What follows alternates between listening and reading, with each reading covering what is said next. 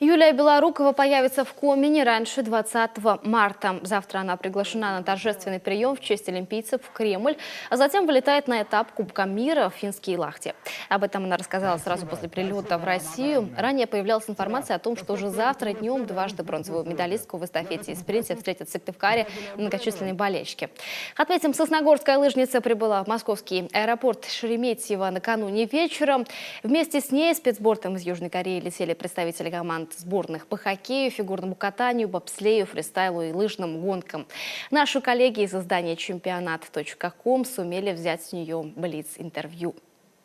Какие сейчас эмоции, уже как-то улеглись или все еще бурлят внутри? Сначала улеглись, затем, когда мы уже сюда приехали, увидели эту толпу людей, которая просто кричит «Россия», поддерживает нас. И опять слезы, опять такие эмоции, честно говоря, бешеные.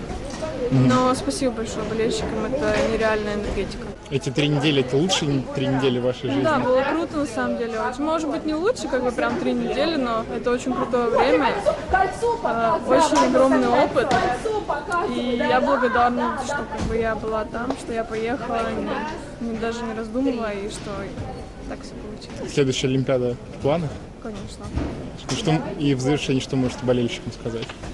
Спасибо большое за вашу любовь, за вашу поддержку. Мы все это чувствуем, все читаем.